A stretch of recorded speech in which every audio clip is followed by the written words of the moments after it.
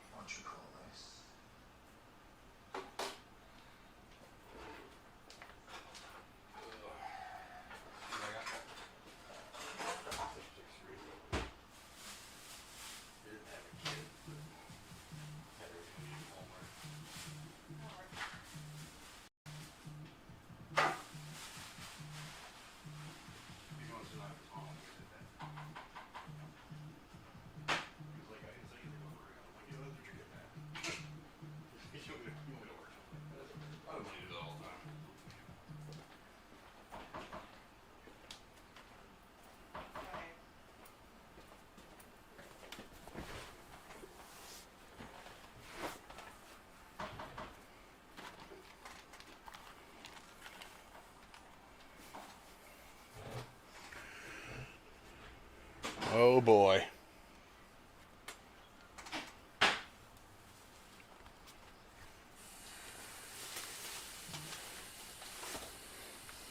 Your dog shit somewhere?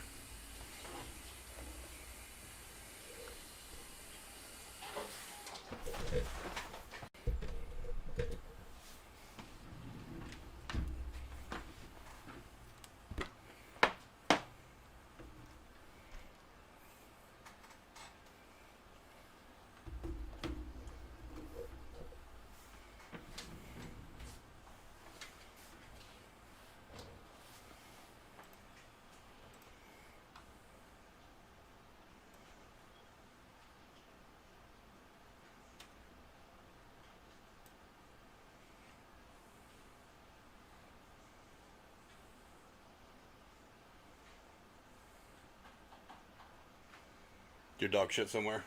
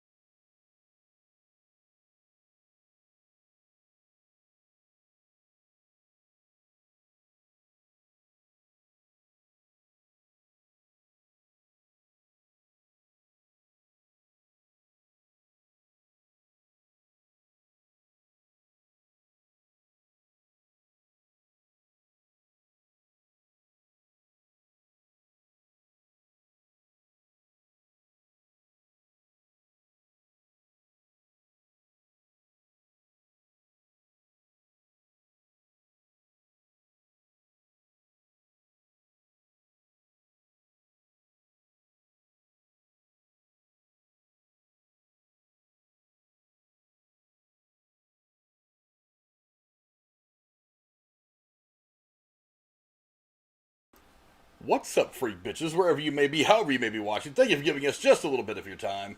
Today we're going to be talking about reboots, remakes, all that kind of stuff. Not our usual kind of top 5 stuff, just a little something different. And reboots is definitely a bit of a hot topic in the film community. And here to talk with me about it today is my good friend, the Dowager Countess herself, Lady Cora. How are you tonight, ma'am? I'm great. Busy day. It's good to be home and doing something fun like talking about movies.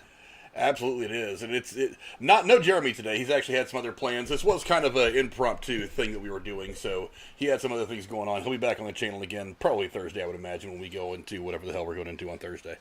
But I do want to start the show on a bit of a sad note. Rest in peace, Charles Grodin. Boy, I don't like it when the actors I like die. A lot of you might remember Charles. Well, he was. You ever see the movie Dave? Yes. He was his accountant friend. That's Charles Grodin, and he's been around since probably, I want to guess, the 60s. But yeah. Yeah, he is absolutely holy fantastic shit! actor. He was the dad in the dog movie. Beethoven. Yeah, Beethoven. That's right. He was the dad. And he had that iconic voice. He has a very unique voice. Yeah, he was on something else. I can't remember, but he was in a bunch of stuff. Yeah, he was in a bunch of stuff. He should have. I hope he did some audiobooks because he had a great voice. He did have a really cool voice. I'm trying to find. Let's see. Let me get I had a little bit of an impromptu thing. Me wanted to even mention him, but I he actually wrote some books. Did you know that? A lot of guys. I knew. A lot of guys just when I thought I'd heard everything. Yeah, a lot of guys in that era did. They kind of went. They got to the point where they'd been around for a while, so it's like I'm going to talk about what Hollywood was like and what acting was like back before it got taken over by a bunch of absolute pricks. But, I mean, everything from Clifford, Beethoven, Dave, let's see, Catch-22, Heaven Can Wait, I remember that one. The Heartbreak Kid, I remember that one too from the 70s. Just all kinds of stuff. But, yeah, so rest in peace to Charles Grodin. That's just very, very sad. But, I mean, he did pretty good. 86, that's not bad. Yeah. 86 Agreed. is bad at all. And as you said, wrote a few books. He acted alongside, let's see, what does it say here? Won several awards, Primetime Emmys for outstanding writing, alongside people like Chevy Chase, Lorne Michaels, Paul Simon, Lily Tomlin. Yeah, that's not a small group of nobodies to be associated with. Nominated multiple times for Golden Globes. Let's see, International Film Festival for Midnight Run, American Comedy Award for Funniest Actor in a Motion Picture in a Supporting Actor in a Motion Picture for Dave in 1993, which is still one of my favorite movies that surrounds the presidency. It's kind of hard not to like that. I love Sigourney Weaver in it. Yeah, she played like the perfect, iconic, like first lady character. I liked that. Yeah, she that whole movie was pretty good. But yeah, definitely rest in peace to Charles Grodin. How unfortunate is that? But it is. Yeah, but, let's get to what we're talking about, and hopefully, you guys go down in the comments below. Let me know, A, if you even know who Charles Grodin is, and B, if you remember anything that he was in. Again, a fantastic actor, one that I really, really hope you guys get a chance to go check out. But let's get to what we're here to talk about. That's remakes, reboots, and all that stuff. Now, first off, let's knock this out of the way. Sequels are not remakes. Sequels are not reboots. Speaking of that... Hold on a second. Don't get ahead of things. Hold on. Okay. It's, for one, it's a touchy subject. I know people bring up a lot, what's the one? Wizard of Oz. Okay, there's a lot of degrees to this. A reboot is taking an existing property, an existing IP, an intellectual property, and going back to the beginning of it and telling the story again. Generally speaking, a reboot happens in the same canon, in the same universe. Generally speaking, that's how it goes. Remakes just take the story and just retell it. They don't generally happen in the same universe. The example that I can throw out there is the new Star Trek stuff with the J.J. Abrams did a few years ago with Chris Pine and all that. That technically is a reboot because what they did was they used the time travel MacGuffin to go back and kind of reset everything that we knew about Kirk and Spock, and then go through their original timeline again, just from different things happening because of Spock going back in time and doing whatever. For those of you who've seen the movie, you know what I'm talking about. But Yeah. Also, and TSS, kind of an impromptu thing. Wasn't necessarily planning. Usually I'm working on Tuesdays, but I do get plenty of watch time from live streams, so I want to try to do something live. But, it's and again, it gets a little convoluted. Then you throw in things like requels, which I hate that even. And there's one I found today, reimaginings, and all they say are remakes with at least one big change. And when I was looking this up, according to Vox.com, they say that a reboot resets a continuity of an established film series, but a remake closely recreates one particular film. I just think it's a matter of opinion. Well, the problem is they all kind of fall into different. They can fall into multiple definitions. Of what it is. Agreed. That's the hard part. Is you don't really. They don't specify. It's not easy to tell. Bottom line is we all spend our money to go see the movies, so it really doesn't matter. I did find a Wikipedia page that lists films that are remakes A through M and N through Z. Man, that's a long list. Yeah, on Wikipedia there was one, and I'm not even sure that list is entirely complete, to be honest, because I kind of I'm sure it's not. I kind of scrolled through that and I was like, wow, these lists are awfully short. But I mean, I can't imagine, because there were some things I didn't know when I was making some notes for this. I did not even know that. Where is it here? The Departed. I didn't even know that was a reboot of a foreign film with a different name. But they just did it in English and kind of changed the characters slightly. And so technically, I guess that's a remake or reboot or whatever. But it's a standalone here in the English language film category, but. So there were some that I didn't even realize. Like, when we were talking about movies a couple shows ago, I learned that Scarface was a remake from a 30-something film. I didn't know that. So I can imagine it'd be hard to, in some ways, a lot of movies are remakes. You may not even know it. Yeah, there are some kind of general questions about remakes that I think should be answered.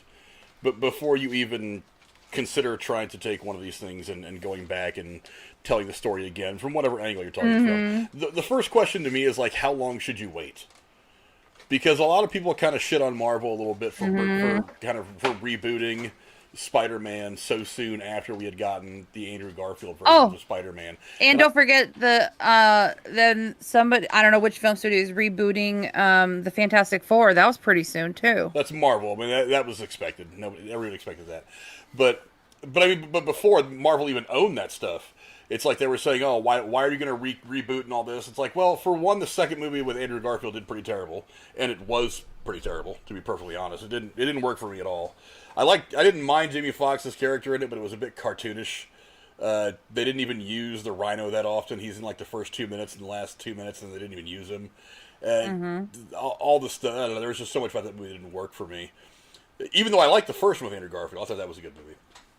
But I've watched a couple of the post Tobey Maguire ones. I don't like any of them. I only like the Tobey Maguire one.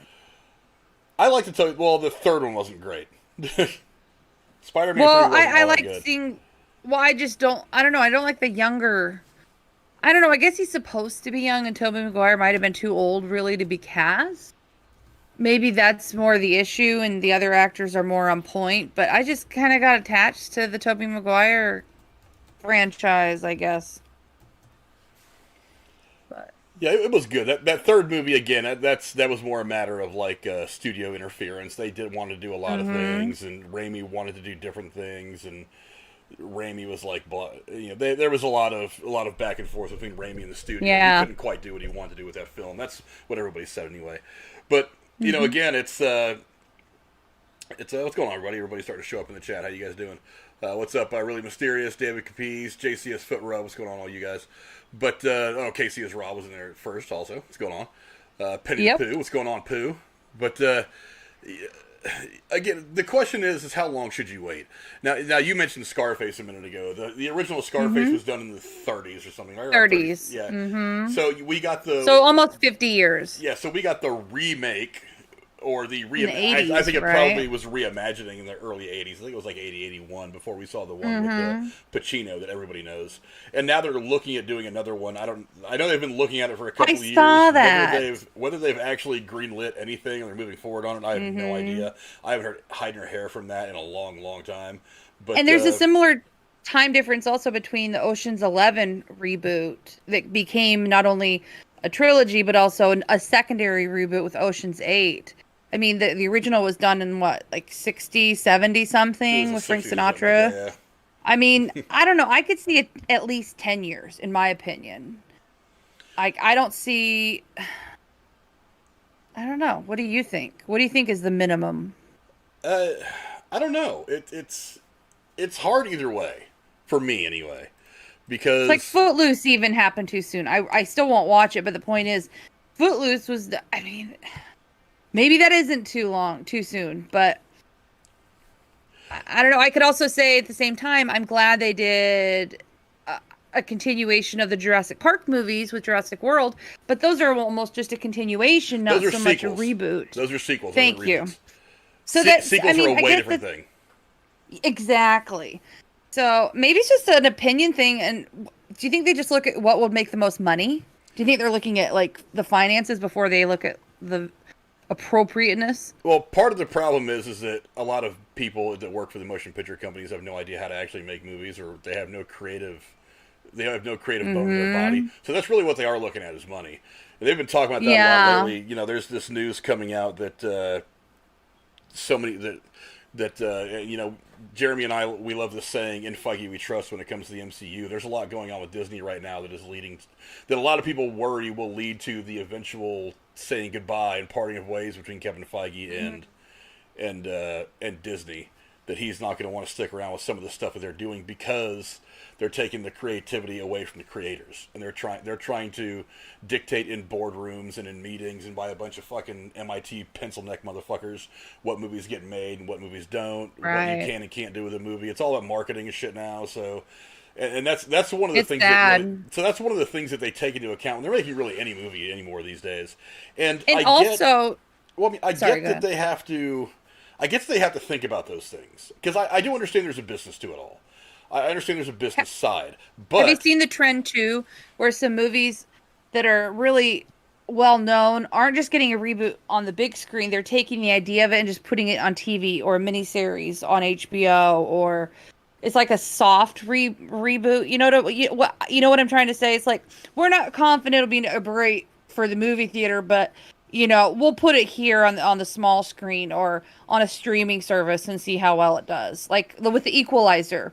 That was a fantastic movie. I haven't seen the one with Queen Latifah, but it seems like a lot of movies are actually inspiring TV shows more than they used to.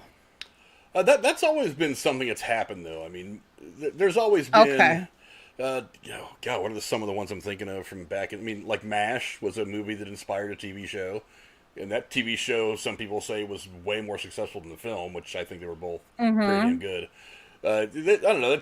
It's happened a couple of different times through television and movie history, but again, the bean counters do have a bit of a say in it the way it's all set up now. I wish they didn't, but sometimes look. Here's my thing about remakes overall: is can you do something that enhances the original experience?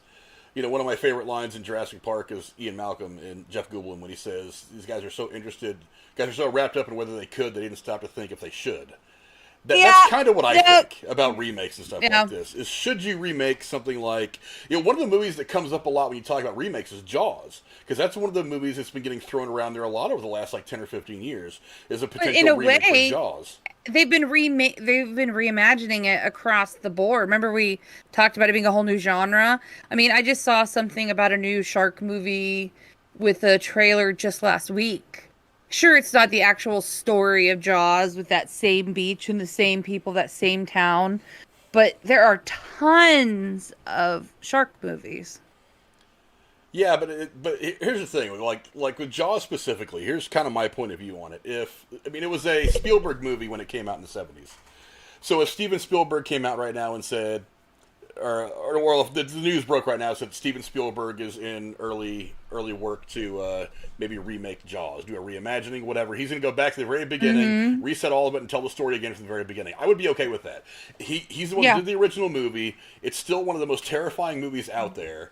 It is. It's an icon in pop culture for so many reasons. Quotes, visuals, stuff like that. I mean, even the poster itself is one of the most iconic posters ever made. So and a lot of the actors might still be around. Some of them are actually very much dead, but some of them are. But well, they're all in their like 90s now. I really doubt they're coming back. But I mean, either way, I mean, there's plenty of actors today that could fill those roles, and that's fine by me. Now, if the news breaks and it says all that stuff, but it's somebody like Ron Howard, I'm okay with that because Ron Howard's proven himself to be a good director. He's directed all kinds of movies that I really like. He's been doing it forever. He himself has this resume of great films that he's made. Now, if that same news comes out and it's somebody like McG, I'm like, hell no. We need to make this not happen right now because some people are just terrible filmmakers and they're not really good at making big budget films that really pull people into the theater. For those of you who don't know, McG is the one that did the Charlie's Angels movies with Drew Barrymore and what's her name, Lucy Liu, and the one blonde girl. Those movies. Drew Barrymore? No, I already said Drew Barrymore. But I mean, those movies themselves, they're kind of entertaining, but they're not good. They're not high quality cinema. So a lot of it comes down to should you do it? Now, one of the things is who you have involved. Is it the proper director who knows what he's doing, has a respect for the source material, things like that. Steven Spielberg had a great respect for the source material, for the book that Jaws was from. Not only that, but he knows the source material. So that's why I say, if he says he's going to redo Jaws, I'm like, okay. I still kind of don't really want that movie to be touched, but at the same time, I feel like it's in competent hands. But if it's some schlub who just made something like, like, what is that, Jim and the Holograms that came out a couple of years ago, I don't think that needs to happen. We need to stop this right away. We need to stop this terrible thing from occurring. But I don't know. It's there's a lot more that goes into it. And like I said, I've mentioned it a couple of times. I kind of take John Campia's approach towards remakes. It's like if you want to, everything can be remade. I mean, there's a Wizard of Oz remake that I did a video about a month or two ago. There's a Twister reboot that we talked about just in the video that I just put out yesterday. I made a short list of ones I've heard about and looked up: Labyrinth, Terms of Endearment, Splash, The Great Outdoors, An American Werewolf in London, Big Trouble in Little Chinatown. I mean, some of these are great movies, and they're going to have to work their asses off to bring people in to want to watch them. I did not go watch Footloose, the reboot, or whatever we want to call it, because I know it cannot compare to the first one. Well, no matter what they do to it. Let's talk about some of the upcoming reboots that I pulled up. We've got An American Werewolf in London, which I'm actually kind of interested in, because that's John Landis' son who's doing that, the one who's doing the new Ghostbusters. Or no, not John, not Raymond. It's John Landis' son who's been a pretty good director for the last 5 or 10 years on his own. Who's redoing that. You have The Crow that's been in the process of getting remade for a while, but I think they're finally moving forward on it. Dirty Dancing is apparently going to be remade. That I don't know why. Fletch, I did a video on that a while back about how John Hamm is going to be playing that. Way. Starship Troopers is one that they've been talking about remaking for a long time, because even though I like the first Starship Troopers, I think it's a fun movie. It's one of those, just turn your brain off and watch all the chaos and crazy shit happen. Did you hear about Clueless being redone? I've been hearing about that one for a long, long time. But I mean, Starship Troopers, they want to make one that's more true to the actual book, whereas the movie that we got a long time ago with Casper Van Dien and all those people was silly. It was very pulled away from the source material. I mean, they basically used the characters and nothing else, from what I've heard. I haven't read the book Starship Troopers, so I don't know for sure, but that's what I've heard from a lot of people. War Games is another one. The Birds, Alfred Hitchcock classic, The Birds. Commando. See, I'm a Hitchcock fan. That one, I don't know. They're going to have to do that right. Yeah, Commando with Arnold Schwarzenegger is apparently being remade with Jason Momoa. That's what I hear anyway. Wow. Highlander is another one. That one kind of interests me because the first Highlander was fantastic. I think the second and third are on most people's list of the worst movies ever made. Little Shop of Horrors is another one that's gotten a couple different remakes over the years, from the 50s all the way up through the one in the mid-late 80s. Scarface we talked about. Another 80s classic, Short Circuit, is one that's been in the pipe for a long, long time. I don't know if it's in development hell or if they're just moving slowly on it. The Bodyguard, the Whitney Houston movie that came out a long time ago in the mid '90s with Kevin Costner. That one's in yeah, early, yeah. yeah, that one's in the works. 94, 93. Big Trouble in Little China is supposed to be. That one is interesting to me. I don't know if it's going to be a reboot or a sequel because I've read that it's going to be a new trucker who actually makes friends with the character from the first movie, Jack Burton. But I don't know if. I didn't see a cast listing for it. I mean, they may have had one, but I didn't see Kurt Russell's name in there, so I don't know if that's going to be a reboot or a reimagining. I don't know what that's going to be. But and then, did you hear about Splash being redone? They're doing a gender switch like they did for that Goldie Hawn movie with Kurt Russell. Yeah. Right. And they're going to have Channing Tatum play the fucking mermaid. Yeah, whatever. I mean, the whole gender switching, everything. It's I don't know. It's whatever. It's token. It doesn't mean anything to me. I don't really give a shit. But, I know. I don't want to see Channing Tatum as a mermaid. As a woman, I really don't. My problem isn't Channing Tatum. My problem, or anybody else that you could cast in these roles, because there's some really good actors around right now that weren't around when a lot of these movies were made, and I wouldn't mind seeing them involved in it. I mean, it's like I could see the Rock in Starship Troopers. I just don't necessarily want to see the Rock in Fletch or Dirty Dancing. I don't think he fits those movies very well. Fletch, I wish they would leave alone. It's fantastic the way it is. I mean, Chevy Chase. Yeah, but I mean, that's the one thing that gets me. It's like why run to remakes? But again, the question is how long should you wait? And there's not really a good answer for that. Me, I say. If I had to put a number on it, I would say maybe 10 years. But at the same time, I agree. But at the same time, you have to strike while the iron's hot. And if there's an IP that is really, really popular or on the rise, and if that IP has only really been out of production for like 5-6 years, you'd have to. Well, for one, let's be honest. It takes a couple of years to get a movie made, from conception to actually releasing it. It could take a couple of years, even more. So I mean, and even after they write the script, even if they haven't written the script, it could take a long time just to do that alone. Yeah, no doubt. But I mean, it can't take a couple of years to get a movie made, so it will still take time. But I mean, the IP has to be relevant, and some of these things are still relevant. It's like, I mean, a lot of these movies, they're kind of iconic. They kind of transcend the period in which they were made. Dirty Dancing is probably one of those movies. War Games is one of those movies. The Birds is most certainly one of those movies. Highlander is one of those movies. Scarface is one of those movies. And there have been some reboots that have worked very, very well. You've got movies like Aladdin, the Amityville Horror, Angels in the Outfield was a very good movie. A Star is Born, there's actually been 3 or 4 different versions of that movie made. The Italian Job that came out a few years ago with Mark Wahlberg is actually a remake of a... What do you think of them redoing Top Gun? It's a sequel. It's not a remake. Okay. But The Fly, that Night Watch did such an amazing job covering that movie, several weeks ago. That movie was a remake. Actually, that movie ended up with a sequel. The Mummy itself with Brendan Fraser was terribly popular. It was kind of a remake of all the stuff from the 50s and 60s. Ocean's 11, you already mentioned, was a remake. Did you see the Mummy one with Tom Cruise? That was terrible. I did not, because most everybody said it was terrible. but you saved yourself some time. And Planet of the Apes, which I thought the first movie was very, very good. I never got around to seeing the second two, but that whole thing I've heard was... I did the ones with Mark Wahlberg. They were all right. They weren't Charlton Heston, but quality. But it was way better than, say, watching all the Fast and Furious movies back to back. But you could say that about a lot of movies. But I don't know.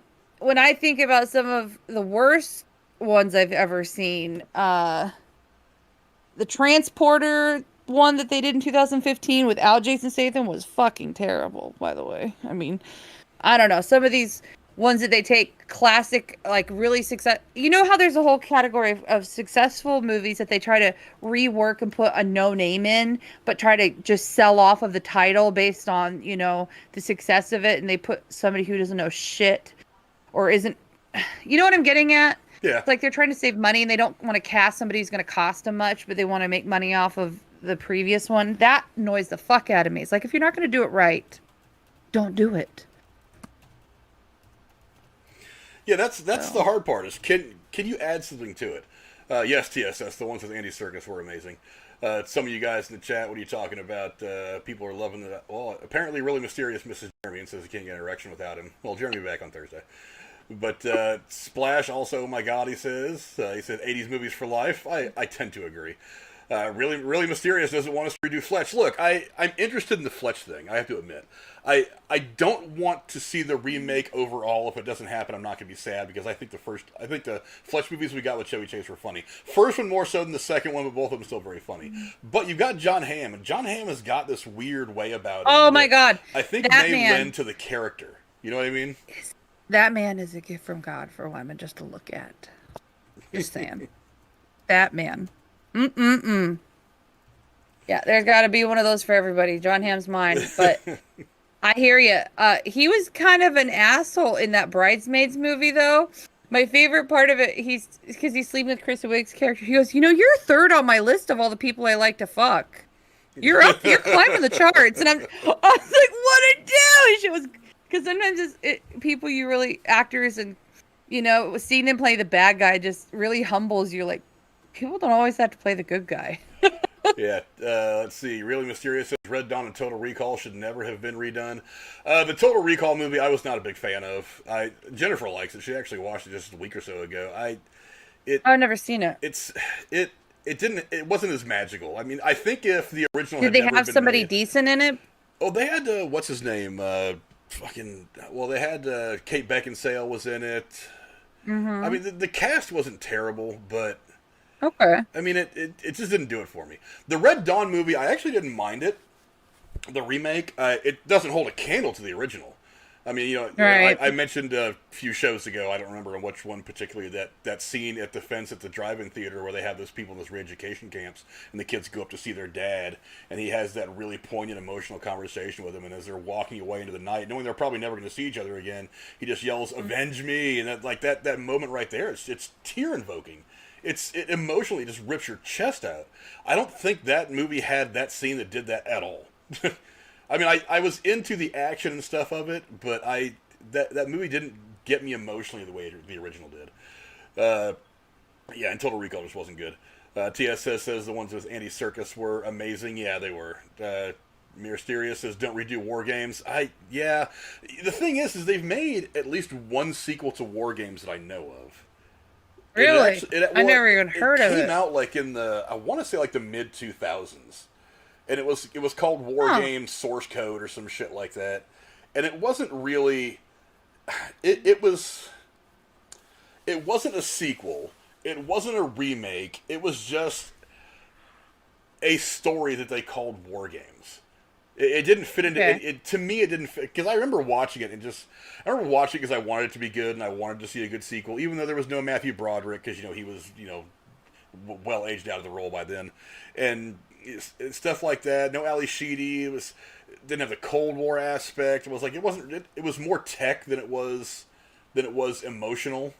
Because the original War Games was very techy kind of movie for the time, but at the same time there was so much character depth and character development that it didn't seem like that was the only thing driving the movie. This one, that's all it was. It was a lot of computer hacking because everybody thinks computer hacking is cool. They got a bunch of nobody actors that I think at least at the time were not terribly big. So they didn't really. It just didn't really hit with me. It didn't do me any good. I didn't like it. But, I just wish they would just make more new movies, but I get that they got to follow the money. Okay, here's the deal. I hear people say that a lot, and I call bullshit straight away. Okay. There are plenty of new movies that come out. Go look at the release schedule for the next, let's say for the rest of 2021. Yeah, there's going to be a lot of sequels. There's going to be some Marvel. Well, maybe 2021 isn't a very good example because everything getting pushed because of COVID. Do the reboots and the remakes just get more attention and more of a push because people know enough about them? And it's harder to promote new projects? No, it's part of it is money. You need the big tentpole films to help bring enough money into your studio to make the smaller artsy stuff. One really does feed the other. I mean, let's face it. The money that Disney and Marvel made off Avengers is one of the reasons they can go make something like Flubber. that the money they make off those movies funds these smaller movies, these Yeah, kids movies, agreed. the animated stuff. I mean that's why. Yeah. It's the same thing with like college sports. Everybody gets mad because Ohio State football spends so much money. Well, if you think about the money that Ohio State's football program brings in, the Ohio State football program, and this is true of just about any major college, that football program pays for women's swimming, women's volleyball, for all the swimming. I mean, that money that brings in enables the athletic department to pay for all these other programs that aren't getting all the big press. So it's kind of you use one to help fund the other. And don't get me wrong, the independent stuff, the smaller stuff, the art house stuff is good. A lot of it is.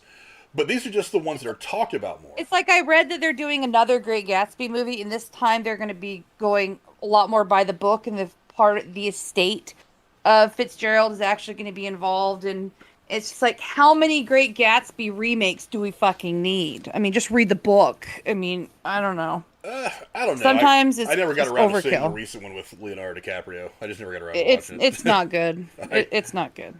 I don't know a whole lot about the story other than some snippets here and there. I think I read the Cliff Notes once, but I mean, it's I don't know. But here's the next question that comes to me is, what films are on your list of untouchables for remakes? Cora, what do you think? Some movies you just don't want to see touched.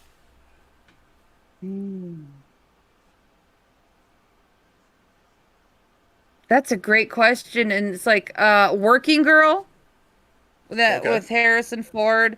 I know they've made similar ones, but it hasn't been directly remade. Really Mysterious mentioned one of mine, War Games. In recent years, it's hard to say because they're so new. Like you said, the test of time. Like it's almost like the ones that I go to when you ask me that question are older, because I know that they've been cemented as quality film. It seems like newer ones, I'm kind of open-minded to newer movies being remade. Does that make sense? Like there's a process. Yeah. Like I couldn't say there's any newer movies that I wouldn't definitively say I don't think they should remake them. So for me, there is that test of time, I guess. Yeah, TSS says 2001: A Space Odyssey. Yeah, some of these movies I think were just so far ahead of their time that they, like 2001: A Space Odyssey and what's the other one I was thinking of? Blade Runner. Are two movies that, like, when they first came out, people were kind of like, we don't really get it. But then over time, as people's brains kind of evolved and grew a little bit to be able to kind of process some of what those movies were giving you, people started to realize just how good they really were. I'm hoping that the Blade Runner sequel that came out a year or so ago is going to get the same treatment, because I think that movie was probably a little over some people's heads, most people's heads, to be honest. But it was still a good movie. I thought it was very much in the spirit of the original. But yeah, I'm looking at some of my favorite movies that I own. The movie It's Complicated with Mel. Anyway, I'm blanking on her name. That one was fantastic, and it was a recent that came out in 2009. I would not want to see that remade. The movie Arrival was fantastic. I would not want to see that remade. Arrival was a pretty good movie. That's just a couple of them. I don't know. I mean, it seems like I guess I'm more open-minded to it than I realized, but I guess everybody has their movies that they love they don't want touched. I guess that's it. We're all kind of territorial. But movies that I think what are about off, you? I don't know. I'm trying to, like I said, I don't think anything's off limits. There are some that I would rather someone not touch. Mm-hmm. I go to a couple of films that I like, and I'm just kind of, trying to glance and read what I can from across the room in my DVD collection. Like Full Metal Jacket, really almost anything Kubrick, because I don't think that anybody could do. I mean, as good as Spielberg and people like that are. And Spielberg actually was a close friend with Stanley Kubrick, and was somebody who he very much was inspired by. I still don't even think that Steven Spielberg could display the movie the way Kubrick does, and I think that even he would admit to that. I mean, it's like not just different styles, just kind of there's a subliminal way that you do everything. It's just innate in who you are that everybody does differently. Kind of like Quentin Tarantino movies. It'd be very hard to redo it True. similarly to him. And same thing with who's the guy who did Nightmare Before Christmas, who's married Tim to Helena. Burton. Yeah, like his shit. Who can like come back? Who can redo that and have it on the level? I mean, there are some certain filmmakers who you just can't really. I mean, now if they themselves, like you were saying, that one project, I forget which one, they're doing it themselves, redoing it themselves. That's a little different. But when you're taking somebody who has a definitive style and redoing their work without them involved, that to me feels a little disrespectful. But I mean, I guess if they approve it. Oh, I just thought of an older movie I would not want to see remade. I forget what it's called, but it had Christopher Reeves and Michael Caine in it. And it's a murder mystery movie. And it's set in Misery. That's another one with Kathy Bates. Those are a couple of movies that are older I would not want remade. So, there you go. Another movie that I think should never ever be touched, and it's a movie I think is one of the best movies ever made, and that's why am I drawing a blank? Schindler's List. Oh, you're right. That movie is just a knockout. That movie is so good it's hard for me to watch. I watch it about once a year because it's so gut wrenching. Oh, Shawshank Redemption should not be redone either. Probably not. Yeah. What are some movies? I'm going to this list of 12 iconic movies that shouldn't be remade on some website called PureWow.com. I don't know anything about this website. It could be pure garbage. They say Forrest Gump. I don't know. That actually, in my opinion, that actually could. Even something like the Titanic, some people might say that couldn't. I think that could be. Well, and they've they can made make the door bigger movies this about time. the Titanic, though. I mean, it kind of depends on how you do it. There have been what about probably the a Breakfast dozen Club? movies made. What do you think about the Breakfast Club? No, you see, the problem with some of the remakes, though, is they were movies and characters created by their time. That you know what I'm saying? It's like the Breakfast Club exists in this era of teen existence that can't possibly be recaptured. And even the people that were teens back then are so far removed from it that they can't possibly grab that exact feeling again. You know what I mean? It's like as much as I love everything 80s, if you drop me in 1983 right now, I'd probably just fall apart because I'm so far removed from that way of life that it would take a great deal of time for me to readjust. Same thing with the movies. There's something about the way movies were made, 30 years ago that it's very, very hard to replicate these days. And yeah, you could Pretty give things Woman some filters. Shouldn't be done either. Yeah, you could give things some filters. You could give things. You could do the costumes like the way people dressed in the 80s, and it still wouldn't quite be the same. You know what I mean? I do. What do you think about the angle of, like, for example, like a Robin Williams movie? I don't know, like Dead Poet Society or Tom Hanks in some of his movies. If they're an iconic actor and they're so well respected, do you think just because they were in it, it shouldn't be remade? No, actors can especially be replaced. if they're dead, like Robin Williams. No, actors can be replaced. Well, I mean, that's interesting that you bring up Robin Williams because they just made Aladdin. And that movie did very, very well. And I saw it. I actually thought it wasn't that bad. I mean, I think me and Jennifer kind of went and saw it on a whim one night because, whatever. And I actually left there kind of liking the movie. But, I mean, as far as some others that, shouldn't, you just mentioned Dead Poet Society, some that shouldn't be remade. Love Jones is another good one. The Breakfast Club you just mentioned is another one. The Princess Bride, some of them. Oh! I talk a lot about chemistry when you're trying to make movies. You know what I mean? Yes. Like, you just get together, you want to make a good movie, but you kind of stumble across this perfect balance of, like, the actors, the delivery, the camaraderie. Like Green Mile. Green Mile had that magic. It's like, The Princess Bride is one of those movies where if Carrey Elwes would never have made another fucking movie, you would still always know his name because of this movie. You know what I mean? Exactly. But another one is probably The Godfather. Again, that's a very, very cerebral movie. Titanic was on this list. Like I said, they've already made movies about the Titanic about 5,000 times. And I'm not. What do you think about Pretty Woman? Documentaries. Pretty Woman could be done. Rom-coms, I think they lend themselves to it every now and again. I mean, because you could probably name several rom-coms that were actually either remakes or inspired by a movie that came out in the 50s. You know what I mean? Yes, like An Affair to Remember, way back in the day, it was remade with Annette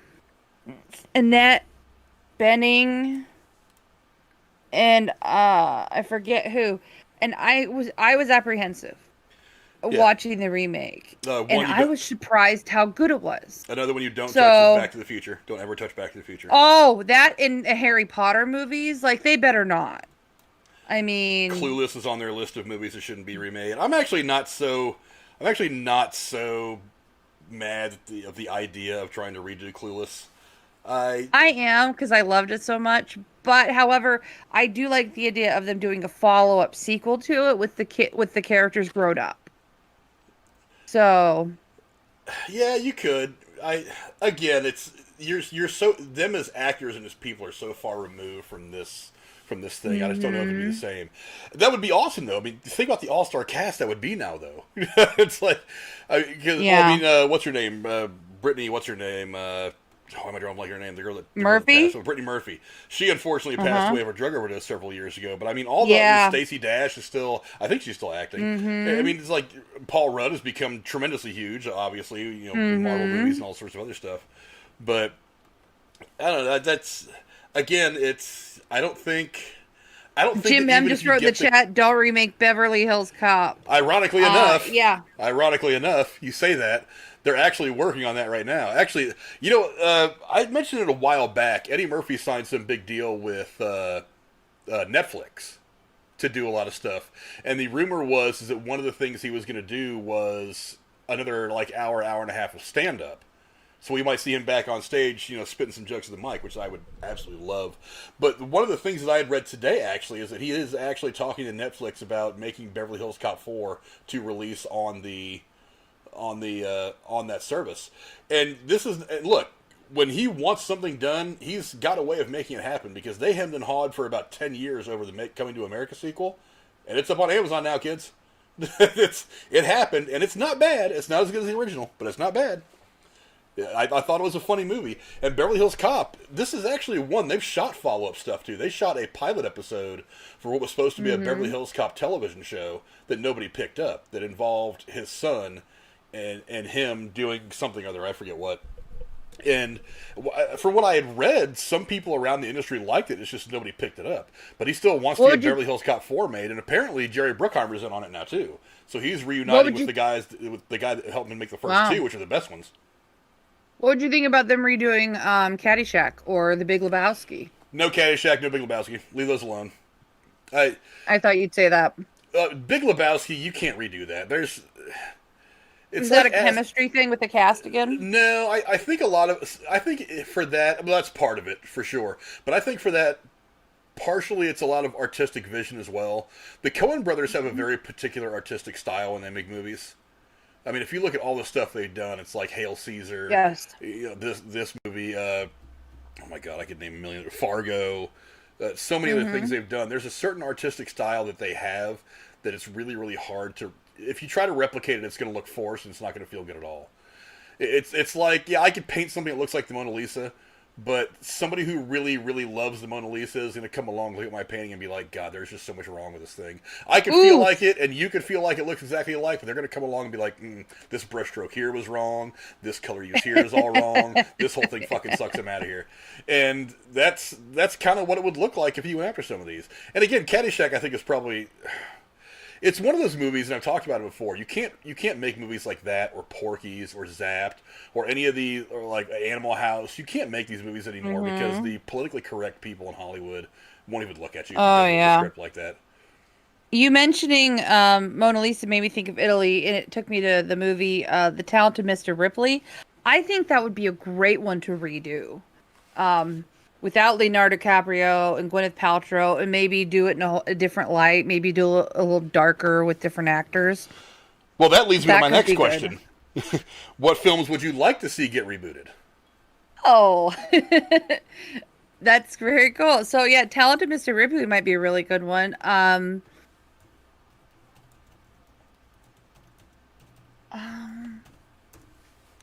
I would love to see a remake of the movie Oh God that had George Burns in it. Yeah. And I know they kind of did something similar with the Jim Carrey movie where he, with Morgan Freeman, but it wasn't quite the same. but maybe, some of these people, John Denver's gone and all. It's hard to find good people, but also, I'm really actually looking forward to the remake of The Great Outdoors, which they're already talking about doing. They've been talking about that for a long, long time. Yeah. Coneheads would be fun to redo. Yeah, the stuff that came from Saturday Night Live was really funny, but again, it's I don't know. I mean, I like the Saturday Night Live stuff, but I some of it hasn't translated well. It's like Wayne's World did phenomenal, and then Night at the Roxbury I thought was really funny, even though a lot of other people kind of shit on it.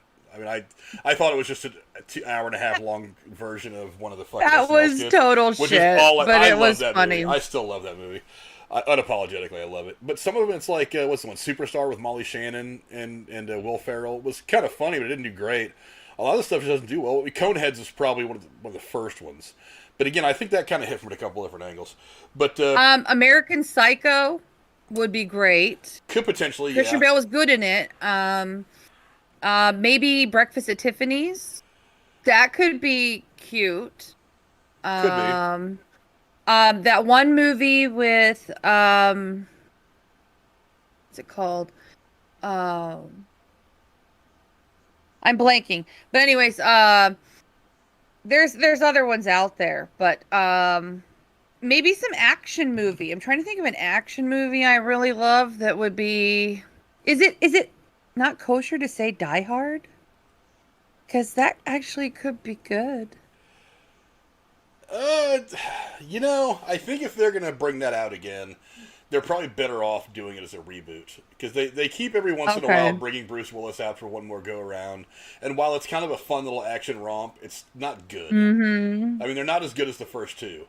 I'm one of the few people that really, really likes the Live Free or Die Hard, the one that with Timothy Olyphant.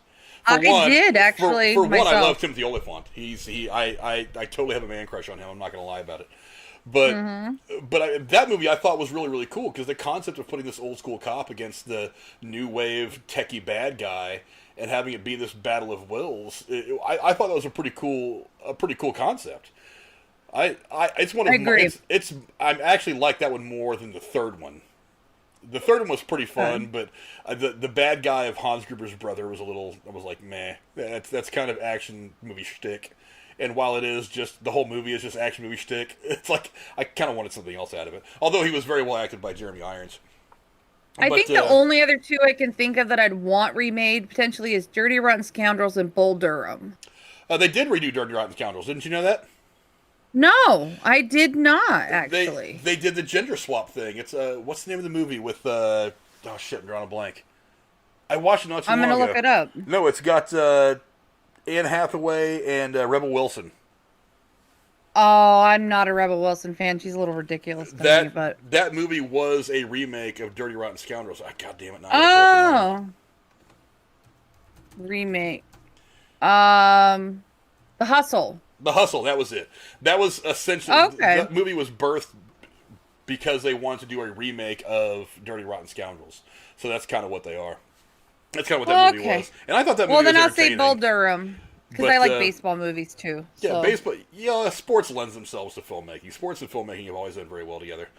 But, I don't know, I'm looking at an article from BuzzFeed. As much as I hate BuzzFeed for almost everything, I've been kind of eyeballing this list, and it's not terrible. Well, you've got 12 Angry Men, which is not bad. I mean, dramas are fun to watch. Everybody kind of gets wrapped up in them. It's a courtroom thing. Courtroom dramas are very enthralling.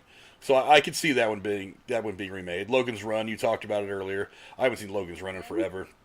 Love that movie. Actually, they mentioned wanting a reboot starring Tom Holland. I don't know if I see Tom Holland, but whatever. No, I don't. This one says He's Just Not That Into You, which is a fine little rom-com, but don't remake that. It's just fine the way it is. I'll get to that one in a minute because that adds another question. You brought up The Breakfast Club. This says, I know, John Hughes movies are untouchable, but I think if they remade it and modernized it with a diverse cast, there we go. So now you want diversity, featuring things like LBGT or whatever. Now you just want to, okay, you lost me on that one. What about Fight Club? No. That's on my don't touch list. Me too. Again, I'm glad you feel that way. Again, there's something about Fincher, about David Fincher's filmmaking style that's hard to replicate, and there's something very real and textured about the way he puts forward stories like that. I just think it's fantastic. What's going on, man? Men in Black, they say, can be remade. They did that already. This article yeah, agreed. Children of the Corn, remaking horror movies. I don't know. We may have to talk about this again at some point with Knight and Jeremy, since those guys are the horror aficionados in the community. I don't know. I didn't know it. They did remake Children of the Corn. I'm sure they came out with something right around 2000. I'll have to look it up to make sure. But another one is Anastasia, the animated thing from 1997. I'm pretty sure Disney's going to make all their animated shit. Wish they didn't. Anyway. That was really great the way it is. But this one right here, The Craft, nah, leave that movie alone, kid. For one, they did kind of do a sequel that it's on Amazon, I think, or Stars or something. I haven't watched it. I have this weird fascination with witchcraft. I think it's interesting to read about and watch and to learn about. I would never in a million years practice it myself because it's a little too weird for me. But I do think it lends itself very, very well to film, and there's a lot of crazy stories that can be told. It's a way of getting into that. You know, we've talked before about how some of the best horror is not just the jump scares and the blood and gore, but it's that stuff in your head, the psychological stuff. And I think witchcraft lends itself very, very well to those kinds of films. But don't touch The Craft. I really love that film. And again, Did you see the remake? Anne Hathaway was in it. It was on HBO release of The Witches. I have not seen it yet. I know it caught a lot of shit for some reason or another, but I have not seen it yet.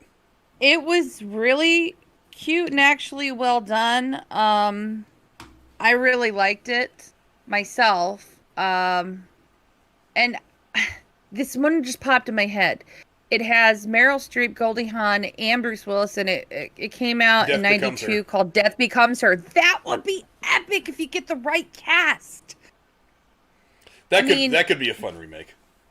I think it would be. But going a little farther down this list, they have Honey, I Shrunk the Kids. Actually, now that you mention it, look. They say with Steve Carell as the dad, that would be such a perfect role for him. Goofy, dorky, and obviously funny. First off, Steve Carell doesn't need to do goofy and funny all the time. He's proven himself. You know, I mentioned to you guys a few weeks ago about the Foxcatcher movie about John DuPont and all that stuff that went on with the wrestling stuff. Go watch that movie. He does not tell a single fucking joke in that movie, and he is riveting.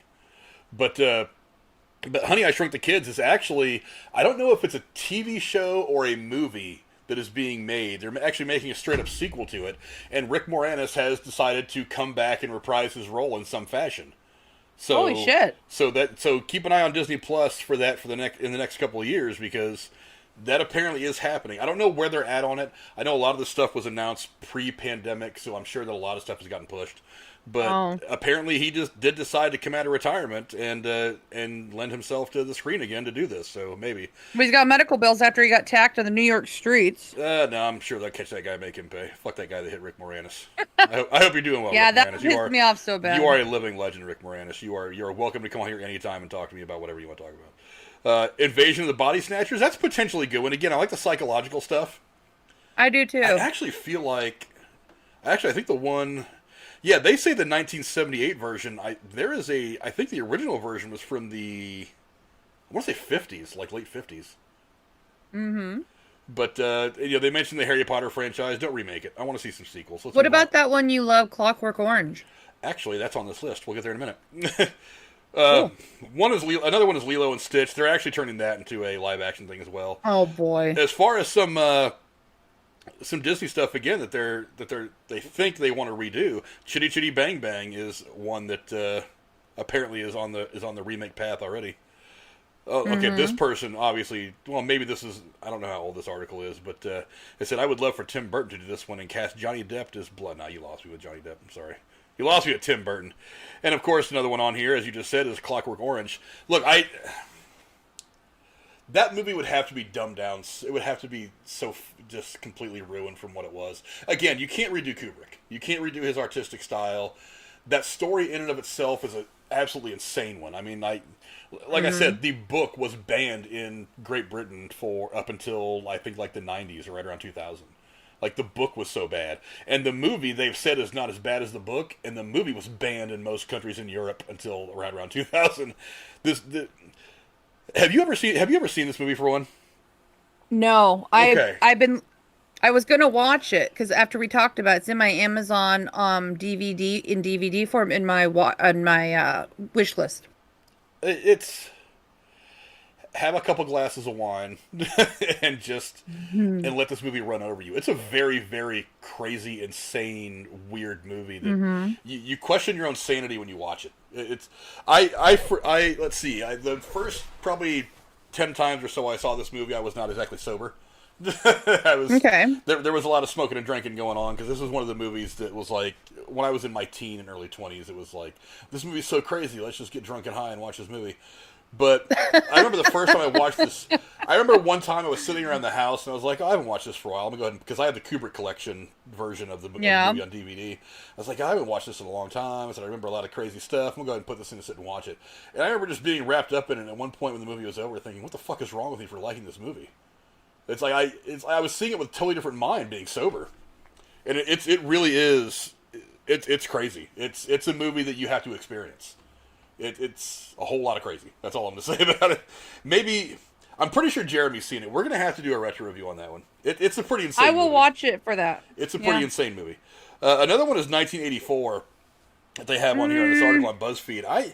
That's intriguing to me because the dystopian stuff is kind of interesting anyway. What could be if one group of assholes, whatever their political leanings may be, kind of take over. That's kind of one of the problems. So I don't know. That could be interesting. I think there's a market for this movie right now because there's so much craziness going on in the world because look, shows like The Handmaid's Tale and stuff like that are doing very, very well. This is kind of in that vein. This kind of weird, not so far off into the future, kind of crazy existence that we're all living under a dictatorship.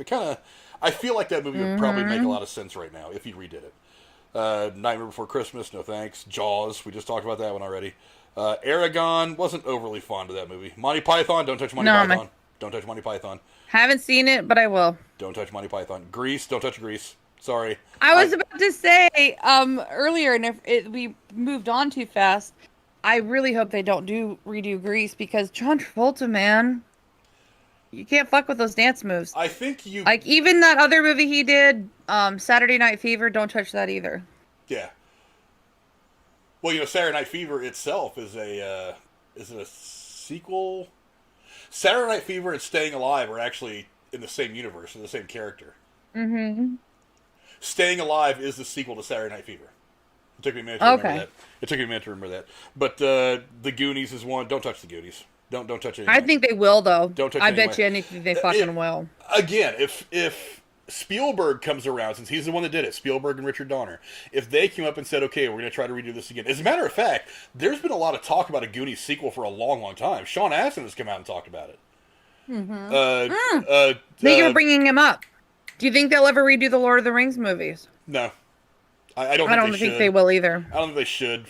For one, those movies kind of belong to what's his name, director guy, Peter Jackson. Peter Jackson is not as good as other directors. Sorry, I'll take George Lucas over Peter Jackson any day of the week.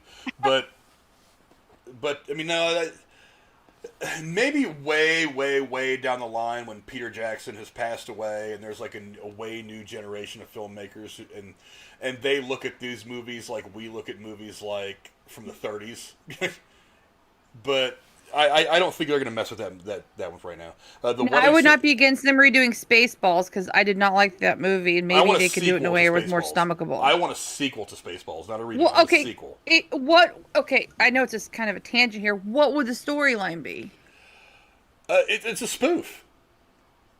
Okay. It could be whatever it wants to be. I mean, we've got an entire new trilogy now of Star Wars films for him to pull off of to make fun of.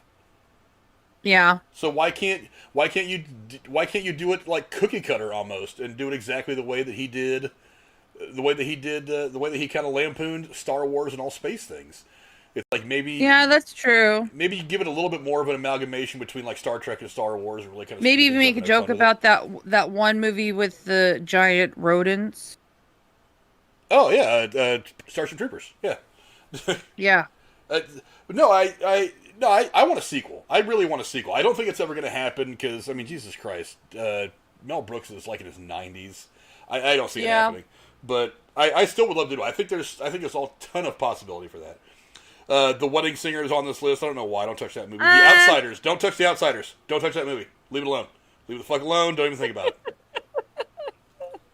Again, it's one of those movies that is a product of its time. You cannot redo that movie. And look at the freaking cast. I mean, Patrick Swayze, Tom Cruise. Oh, thank you for saying that.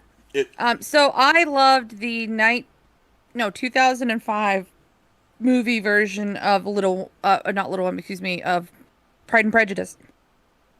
And I love Austen literature. I've read most of her books. I loved the 1990 something with Winona Ryder and Susan Sarandon version of Little Women. I really did not like the new one that came out. It's all SJW where they make her like super powerful and, she doesn't need a man. And,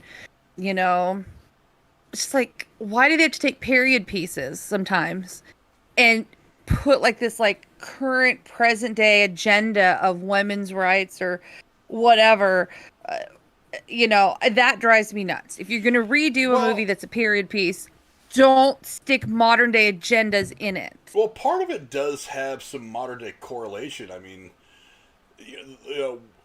women's rights are a big thing right now, whatever the political angle may be. And back then, women were looking for the right to vote back in the 1800s and stuff like that, early 1900s. So, I mean, if you want to go back and redo a period piece and have that be something that that is part of the characters, and it's fine.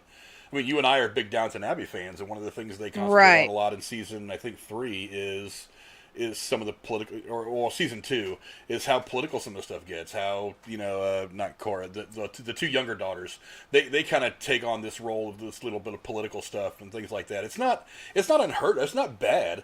It's not. I know, but I just didn't. It seems to me it was disfaithful to the. It seemed to me disfaithful to the material it was based on, Austen's actual book. And I guess that's maybe a personal opinion thing, but I mean, look at how TV shows like True Blood and Game of Thrones, they were based on books and they all went off on a tangent by the end of the series. So maybe that's just done sometimes. Well, the one thing that you run into when you're trying to make stuff based on books, though, or even really any existing intellectual property, is if you stray too far from the source material, the fans of the source material are going to shit all over you. And that's the fan base. And that's what I'm doing. I'm shitting on the Jane Austen. Yeah. Stuff. I've not read any Jane Austen, so I'll take your word for it. But I want to go to the chat real quick. A couple people have been all over the chat. We're up to 10 viewers. Thanks, guys, for coming out for kind of an impromptu stream. What are some of the things you guys are saying? Van Edwards says he's not a fan of remakes. He enjoyed the RoboCop remake on the first watch through. I didn't hate the RoboCop remake. I mean, it wasn't good. It wasn't as good as the original, but it was fun to watch. Let's see. Jim M says Invasion of the Body Snatchers has already been remade. Yeah, I thought it was. Let's see. What else is going on? I need a reboot of the Universal monster movie franchise. Don't count the latest rendition. They've tried. They gave it an earnest shot with the monster version they were trying to set up. And they had that whole picture they put out of all the people they had cast to do this. They had cast Johnny Depp and Russell Crowe and Tom Cruise. They put out that big picture and it looked great, but that movie with the Mummy fell flat. It was terrible. Let's see. Jim M says, I'm afraid Star Wars will be remade. We're going to get to that in just a second. Jimmy also says, I don't like Grease. I love Grease. I love the first Grease. The second Grease, I wish was never made. Let's see. They remade Wrong Turn of all movies. Yeah, they've done a couple of that. Not Famous in the chat says, Back to the Future. Don't touch Back to the Future. Don't want it. Don't want it. Don't touch it. Don't touch it. I stick to my guns when I say anything can be remade, and if the remake sucks, then we have the original to always watch and love. But at the same time, some things I just don't want touched. Jim M loves Spaceballs. Van Edwards says he's not a fan of musicals. Look, I get it. Not everybody's a fan of musicals. I get it. I happen to have a soft spot for musicals. TSS says he wants the Spaceballs sequel as well. Yes, so do I. We're not going to see it, unfortunately, but yes, so do I. Let's see. What else is going on here? I'd love a good Transformers movie. The first two were good. After that, they got kind of shitty. Although Bumblebee was a very, very good movie. I actually like Bumblebee. I never saw that one. I meant to, but I haven't. Jim M says, "Don't touch any Mel Brooks movies." I agree. Again, there's something about the way it all, something about his artistic style you just can't touch. Let's see, what else, some of the other stuff going on. If they remake Braveheart, I'm going to kill myself, since JCS put rub. I would imagine if you did some digging, you would find probably 4 or 5 movies made around Richard the Lionheart. So Braveheart itself was probably a remake. I really like Braveheart, and again, if they remake it, fine. We've got the original fall back on. That movie was fantastic. Braveheart was horrible, so untouched about William Wallace. Yeah, it was moving up a little bit. Yeah, a new Running Man could be fun. That could be fun. That could be interesting. Yeah, I agree there. Let's see. The soundtrack is epic. What was he talking about? The Costner version. Yeah. Oh, yeah. Robin. I forget what they called it, but Robin Hood, Prince of Thieves. Yeah, that's it. They got a movie about the harsh truth, which is American Werewolf in London. Yeah, I'm only slightly less hairier than a werewolf. And Michael in the chat just said Max Landis needs to leave his dad's movies alone. I right now I disagree, because right now this American Werewolf in London remake could come out and I could be like, Max Landis, leave your dad shit alone. Because if the movie sucks, that's what I'm going to go with. But we've already seen that the guy that originally did Ghostbusters, his son is the one that's doing the remake, and so he had his dad there to lean on to say, hey, how am I going to put the story together? How do I treat the characters? What am I doing with it? To be honest to the original IP, to the original story, the one that we all love, the original Ghostbusters. I know a lot of people don't like the second one. I liked it just fine, but I love the second one. The fact that his son is doing it gives me a lot of hope, and it's the same thing with Landis, with Max Landis coming in and because say what you want about John Landis. I mean, the whole thing with the Twilight Zone movie and some other stuff going on that has gone on over the course of his career. The guy's made some pretty damn good movies. He also gave us Thriller, which is by far the best music video ever made. I mean, the guy can put it out, and I would imagine, and his son has been doing some pretty good stuff too. It's time for his son. Have you ever seen the homage to that, the Backstreet Boys, Backstreet Back All Right? Did you ever think in a million years that I would listen to the Backstreet Boys? Well, I'm going to send you a link to the music video they did that is an homage to Thriller, and let me tell you, it ain't bad. Yeah, it's Backstreet Boys. Well, I dare... Will you at least watch it? It's a 3-minute thing, for me, later on. I will watch it on mute. Fair enough. On mute. I get it. I will watch it on mute so I don't have to hear their caterwauling. But, so are you guys going to talk about Star Wars being remade? We're going to get there in just a second. A remake of Gone with the Wind. You know what, though? With all this I'd be up for it. Well, I mean, here's why I would say don't redo Gone with the Wind right now. Because they just had that flap over pulling Gone with the Wind down off HBO Max, and then they put it back up, but with like a thing saying, this is racial insensitivity and blah, blah. Dude, we know. Anybody who's got 2 brain cells to rub together knows that if you make a period piece from the 1930s, there might be some racial overtones because, there was a lot of black servants and blacks didn't have all the rights. Sure, they were free, but there were still separate water fountains, a lot of Jim Crow. I mean, yeah, we all know that's bad. We don't put it in the movie because we think it's a good thing that we want to promote. We put it in the movies that we make because it's historically accurate. Because it's historic. It's part of the scenery of this time period that we're trying to show. We're not going out there and saying, "Oh, it's really great that we had black and white." I have a perfect recent example: Wolves of Wall Street. I mean, that's very much what it was like in the 80s, in that time period, in that place. Yeah. And they shouldn't have to go all SJW and make it all PG just because it's made now. It was a period piece. It's framed in, costumed in, and written in as if it was back then. And people seem to forget that. Yeah, it's okay to go back and tell one of these old stories from even like the 1800s or whatever. Look, Roots, I don't know if you guys have ever seen the miniseries Roots, is one of the most phenomenal miniseries that I think has ever been made. Should we cancel that because it depicts slavery? It's honest, it's real. It's LeVar Burton. I mean, LeVar Burton is awfully proud of it. He actually came back in and was one of the producers for the remake that came out a year or two ago. Oprah's been in movies and made movies and helped produce movies that talk about slavery, and she is a proponent for lots of progress and change in this country. Just because slavery existed doesn't mean anybody agrees with it, at least not now anyway. And maybe there's some ignorant people out there that wish we were going back to that, but that's a very, very small percentage of people, and their mother and father, brother and sister, so we don't like them anyway. But I mean, a Gone with the Wind remake, it could be interesting. I mean, there's plenty of plenty of people out there that could act in it. But, who was it? Let's see. Was it Jim Michael M? M. just asked about Dr. Zhivago.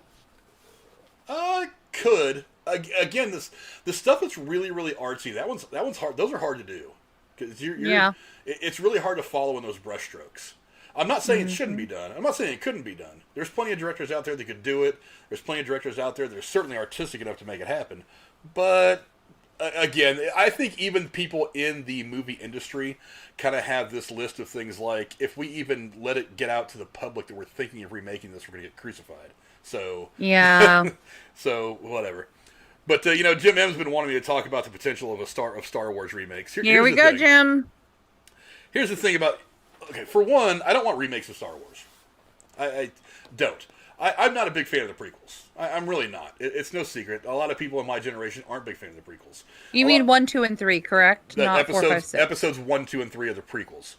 Okay. I've learned to appreciate them over the years as an origin story for Anakin, rather than hardcore Star Wars lore. Anakin, you're breaking my heart. Yeah, I've learned to...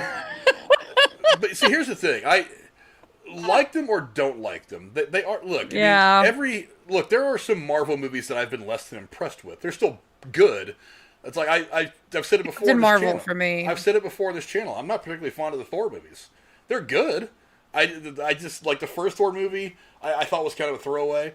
I feel like Captain Marvel was a bit of a throwaway. They were just kind of trying to introduce her character more than trying to really flesh her out and have fun with it. And I think they should have, because I think Captain Marvel could have been awesome to do that with. But I think they were just trying to get these two characters in there so they could move forward. That's kind of what it felt like to me. I could be wrong. I could be the only person in the world that thinks like that. But I agree with you. That's just the way I think. There's two of us. Every franchise has got some bad ones. Do I feel like that all those movies should be remade? No. I mean, The Godfather 3 is not a good movie. I mean, I respect it for what it is, and I know why I don't like it. I don't like it because it didn't come from Mario Puzo's own writings. It was written for film. Mario Puzo, who wrote the book that gave us The Godfather 1 and The Godfather 2, had nothing to do with this film. Different director. I think it was a different director. I don't think Scorsese directed this one. I think somebody else did. But it's like, I appreciate it for what it is. I don't want to see it remade. It is part of the lore. It is part of the history. It was an ending to the character of Michael Corleone. And it's just, and I like the way they handled the ending of his character. But the movie itself, meh, I just don't like it. I don't care for it. Whenever I think of The Godfather, I think of Godfather 1 and 2. I don't really think much of 3. I don't want to see their movie remade. And one of the things I liked about this newer trilogy, actually, is they tried to naturally kind of include elements from the prequel in there so that maybe people would look at them a little differently. Yes. Maz Kanata even mentions, the First Order. She mentions the Sith, which the Sith didn't exist outside of the prequels. It's whatever. I don't think Star Wars specifically. I say leave it alone. I know that not all the movies are fantastic. Do you think that Disney will ever try to remake any of them? No. I don't think so. Do you think it's possible there's some non-publicly available document that when Lucas sold it to them, he made them promise not to remake them or something like that? It's entirely possible because I know George Lucas it's widely known that George Lucas is very, very protective of his. That's what I was wondering. But whether there's some legal paperwork that exists and it's just not been made public, I don't know. It's entirely possible. I don't know. I just say don't do it. Some of the other movies that are on this list are Clue. Don't touch Clue. That movie is just golden on its own. Oh, I know. I love that movie. Cocktail is another. I don't know. I could see a Cocktail reboot happening. I think that could be made fun. It says okay. Now this article actually says something interesting. It says I'm not sure why because the original is pretty awful. Actually, I think it's a fun movie. It's kind of part chick flick, part guy movie, but it's kind of fun, guilty pleasure. I can see Channing Tatum in Tom Cruise's role, and Hugh Jackman is the bartender who takes him under his wing. Actually, I can see that as kind of a sequel of sorts, and have Tom Cruise be the older bartender, and have somebody like Channing Tatum come in. Yes, exactly. But I like the ideas of sequels more than I like reboots. But again, I mean, the way you put it is, I don't know, Channing Tatum and Hugh Jackman, whatever. That's just a movie that makes the girls' panties wet. You just want to see both of them behind a bar, throwing shit around, dancing. in tight jeans. It's all, Yes, that's all. please. It's going to be Magic Mike. The Hugh with everybody's Jackman, shirts not on. the Channing Tatum. He looks too pretty, but I can't believe somebody actually put Lost Boys on this list. I want to find this person and punch him in the face. The Truman Show, maybe that could be done. I don't know. I'm kind of iffy about that because God, it's fucking gold. Jim Carrey, one of his serious roles. I mean, I don't know. That's pretty good shit. I don't know, maybe. I don't know. I don't think I could be down for them making that. Somebody mentioned the Seven Samurai earlier on in the chat. I think they had... No, that wasn't a remake of that. It was something else. Seven Samurai could be interesting, especially now that martial arts movies and fighting movies are becoming kind of a solid genre again, like they were in the 70s and early 80s. Now that they're kind of growing into a more prominent genre, a more prominent kind of film, I think it could possibly happen. Seven Samurais would be awesome. I like the Star Trek prequel. Which prequel? Mm-hmm. Really Mysterious says, Hannibal. Have you seen Hannibal Rising? I did not really like Hannibal Rising. I mean, it was a decent movie. It's good background. It was a decent movie. My problem with it is I already know where the character of Hannibal Lecter comes from. I'm way more interested in seeing where his character goes. Because for those of you who have seen the last movie that came out, we see Jim M said Seven Samurai. We see Anthony Hopkins after the events of the movie. He's on an airplane flying away, and you have that cool little scene where it circles in and his eye right there, and then that's it. That's the last we've seen of him. We have no idea where Hannibal Lecter is in the world right now. And I mean, I'm not gonna lie. When I was messing around with at first, when I was trying to start teaching myself how to write scripts, one of the scripts I had started to write on, and I got about 3 or 4 pages into it, and I kind of realized my idea wasn't working, was a Silence of the Lambs 4, if you would, a kind of a continuation. And I had a pretty decent idea in my head, I just wasn't making it work very well. But we should do a show of Anthony Hopkins movies. We very much, that could be an yeah. That would be a 5-hour we're talking about the chat. But yeah, they're really going off on Anthony Hopkins in the chat. You guys are digging that Anthony Hopkins stuff. But but yeah, I was way more interested with where his character was moving forward rather than looking back. I mean, we kind of already. Do you think they stopped because the books were left off and they didn't want to steer away from the source material?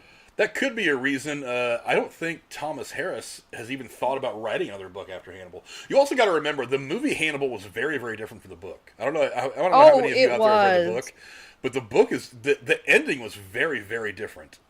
I'm actually really surprised he hasn't even, as far as I've read over the years, hasn't even hinted about writing another book. That's maybe they should redo Hannibal. Maybe they should redo Hannibal in itself with someone else. I don't know, but Anthony Hopkins isn't the first person to play Hannibal Lecter. He wasn't. He wasn't. There's a movie. Trivia time. You know who William Peterson is, right? The guy that played Gil Grissom on CSI. Yes. He actually did a movie in the, I want to say, mid-late 80s called Manhunter, which is Red Dragon. He actually plays the FBI character Will Graham. Shit. And the guy that plays Hannibal Lecter in the movie is actually Brian Cox. I think it's the guy's name. Mm-hmm. Is it Brian Cox? I'm pretty sure. But so he actually is not the first person to play Hannibal Lecter. Huh. And that movie is actually very, very good. Actually, it was I'm looking it up. Ironically enough, it was remade as Red Dragon later on with Edward Norton and Anthony Hopkins. Mm-hmm. The reason they didn't call it Red Dragon back in I think it was probably mid-'80s when it came out, was because of the attention that, again, some of the martial arts films were getting, and they didn't want people thinking that it was a martial arts film, and then going and seeing it had nothing to do with martial arts. So, gotcha. 1986. Yeah. All right. What's up, Michael Clow? I see you. Hey, Michael Clow. See, I got it right here. I swear to God, I'm gonna put it in the mailbox as soon as I can. I keep getting pulled. I keep trying to think to grab his thing to send to him, and I just keep walking out without it because I'm an idiot. I need to put it in my book to make sure I take it with me. But yeah, you guys are going off on Anthony Hopkins big time. Look, I'm going to make a note in our little calendar to think about doing that on Anthony Hopkins. Jim episode. M, I did hear the Death in the Nile is being remade. I think it's actually a sequel to, or maybe not a sequel, maybe a spiritual sequel to the Murder on the Orient Express that Kenneth Branagh directed a couple years ago. Mm-hmm. let's see, some of the stuff. Tom Cruise, Jim Crim. Tom Cruise is a gay porn star. Maybe. Really Mysterious mentions Fracture. That's a really, really good Anthony Hopkins movie. He also says Red Dragon is on HBO. Actually, yeah, I think it is. Yeah, but yeah, it's I don't know. It's really, really hard to. It's hard to hash out what's good to remake and what's not. Again, part of it's about timing. Part of it's about money. About the money. Part of it's about what do people want to see. You know, things like that. It's a hard bit of ocean to navigate. But if you can do it right, you can make a lot of people happy. You know what I mean? Yes, I would actually like to see them just kind of go back and look at some of the old movies from, I don't know, 30s, 40s, 50s that maybe had great plots, and I can't think of anyone specifically, but just were executed poorly. They didn't have special effects, in place. And maybe go from there as a source for, remakes or reboots. So that would be nice. Yeah, Really Mysterious says we need to go check out an obscure Michael Caine film called Harry Brown. That was kind of an action. I've seen that. Yeah, that was kind of an action. That's good. It's not that old, is it? It's probably only about 10 years old, I think. Maybe 15, 20 years max. I'm thinking of. Yeah, he's kind of a badass in that movie. Yeah, I remember on the that movie poster, he's wearing a pea coat with a gun in his hand, I believe. Yeah, something like that. I remember seeing the movie when it first came out, and I haven't seen it since. But yeah, I know. I think I know what you're talking about. Really Mysterious says they should not remake Towering Inferno. I don't know. Disaster movies do well. It's like, look, don't get me wrong. Towering Inferno is one of my favorite movies from my childhood. As a matter of fact, I've watched it a couple of times recently. It's on HBO Max. And that movie, let me tell you right now, first off, that was one of the first movies I've ever watched that is 3 hours long. That is a long, long, long movie. I do think they could have edited it down a little bit and made it a little more, and kind of streamlined it a little bit. But it's still a great movie. Got O.J. Simpson before, he became O.J. Simpson. It's got, Paul Newman. So many great actors in there. But it is. But disaster movies do well. And I think they did kind of remake Towering Inferno. Didn't they do that with The Rock not too long ago?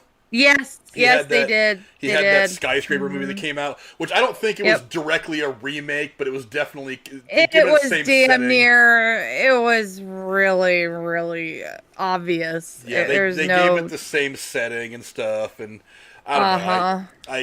But honestly, we've been talking about timing. It would have been interesting to see something like that come out like in the mid 2000s, because one of the things that happened that people questioned after 9/11 was how do you fight a fire in a high rise? How do you even do that? I mean, logistically and technically speaking, how do you do this thing that seems impossible? And that movie kind of gave us that hypothetical a long time ago. Yeah. I know a couple of firefighters in the town that I live in, and I've asked them, we're like, can you even do that? They're like, no.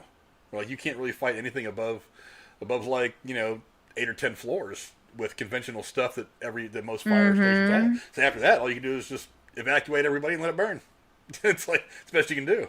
So maybe in the aftermath of 9/11, that could have been a pretty good movie to come out with, like in the late 2000s. And I think right now it probably would. I personally say don't mess with it. Just leave that movie alone.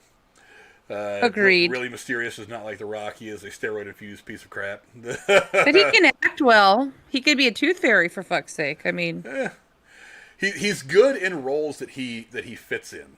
I wouldn't want him playing. I don't think he would. I don't think he would play a good. Well, maybe he would play a good politician. He does have a bit of a. He does carry himself pretty like that. I mean, I don't know. There's just some roles that I wouldn't want to see him in. Let's see. He's great in the Jumanji reboots. Yeah. Again, another reboot that a lot of people wish would have happened. But ooh! Do you think they'll ever redo the Deadpool movies with a different guy? No. I hope not. No. I don't think they. Honestly, the reason why I say no is because nobody really wanted those movies to begin with. It's like that was very much a passion project from Ryan Reynolds. You got to think, and even comic book fans will tell you that Deadpool was not obscure, but he was definitely outside the everything else that comic book fans know. But because he was such an outlandish character that you could have a lot of fun and be very R-rated with, you know, he really, really wanted to do it. And then eventually he kind of like just annoyed Fox enough to say, fine, we'll make this damn movie. And then it became what it became. I mean, look at the release date. They dumped it in February. Yeah. February is where movies go to die. I mean, yeah, it is. For December and February have, for the longest times, been where you send movies that you don't really care if people watch. December has mostly been like the holiday and romance stuff, but I mean, are people really embroiled in TV shows in that time of the year too? That's one of the reasons why. Yeah, that and it's most of the country is dealing with wintry weather and sports. I mean, that's prime football season. Yeah, but Disney and Lucasfilm turned the whole December thing on its ass when they decided to release the first two of the last three Star Wars films in December, and that blew everything up. And then, of course, they dropped Deadpool in February, and that blew everything up. So now it's like people are like, wait a minute, we need to go to these places because we don't have a lot of competition. We can dominate the box office. So now all of a sudden, those films opened up that area of the calendar as a new market, which I think is kind of interesting. Yeah. Jim M says remake Lake Placid with Betty White. I'm down. No, just remake Golden Girls period and leave her as Rose and recast all the other women. Maybe.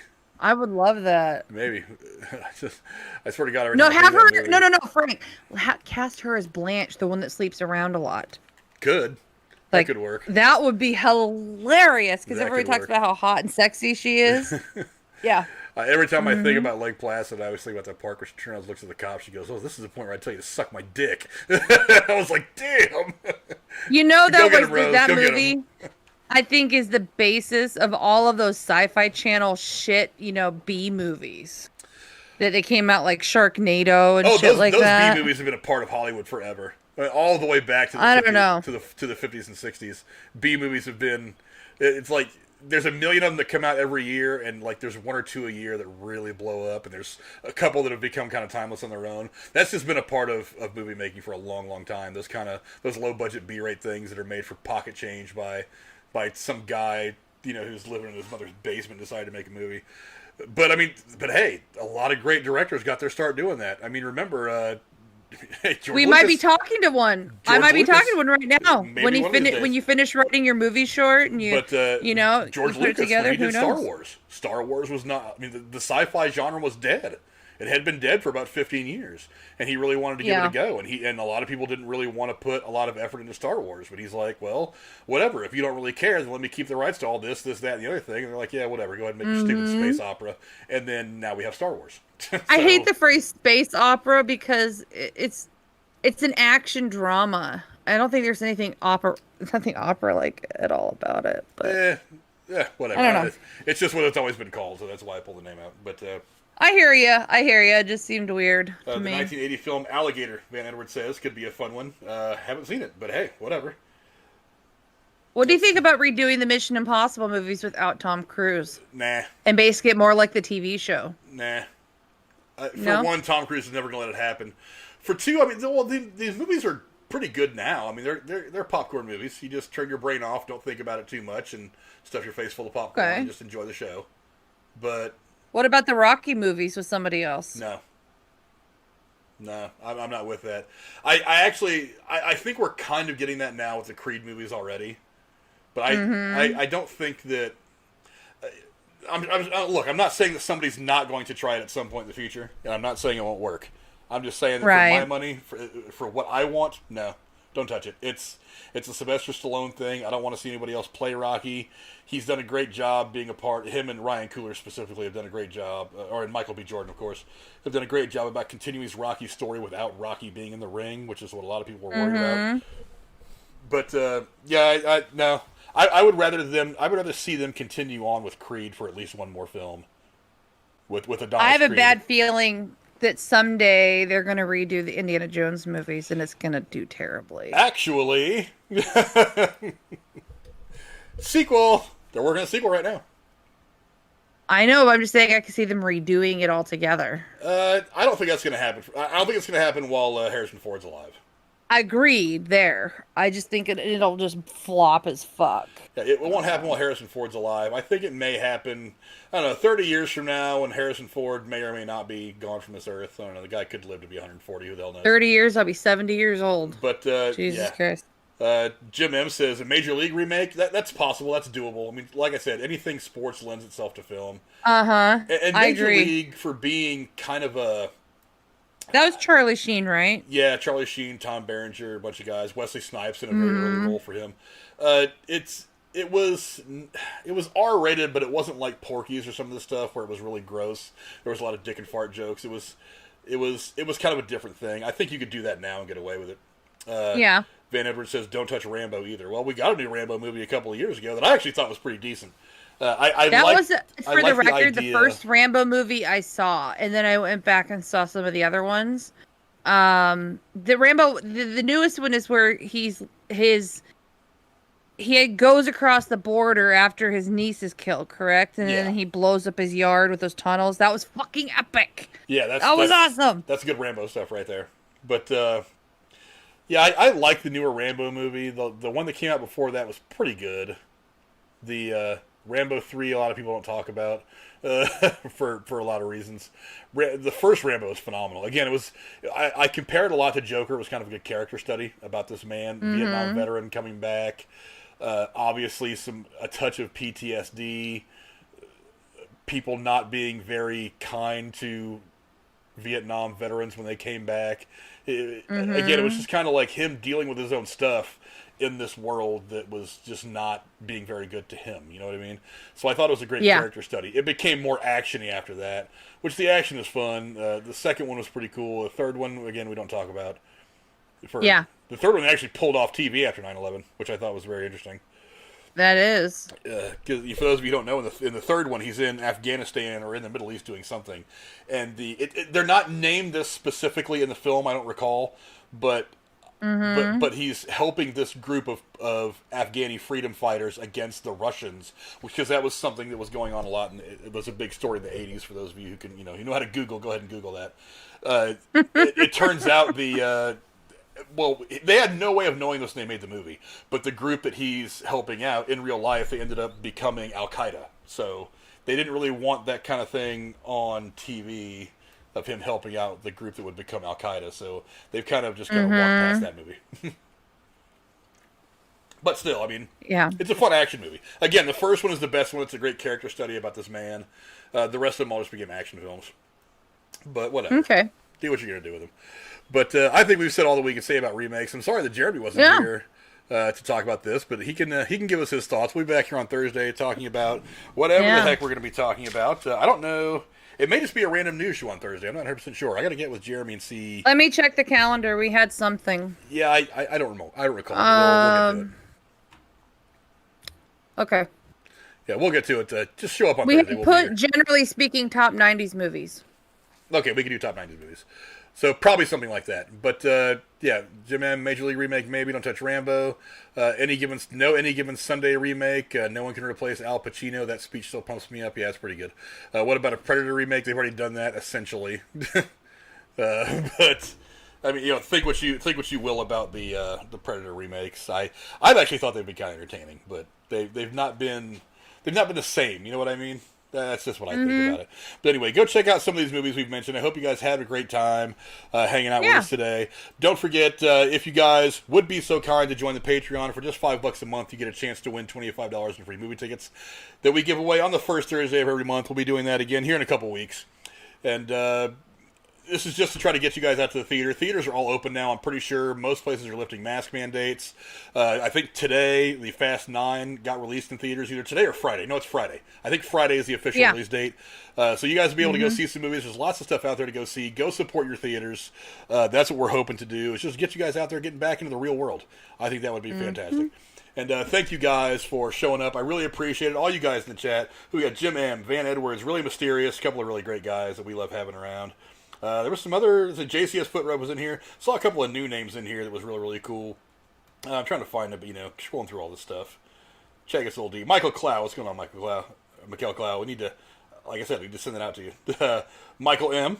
I think maybe is a new person I've seen in the chat just today. Thanks for coming around. Hope you liked it.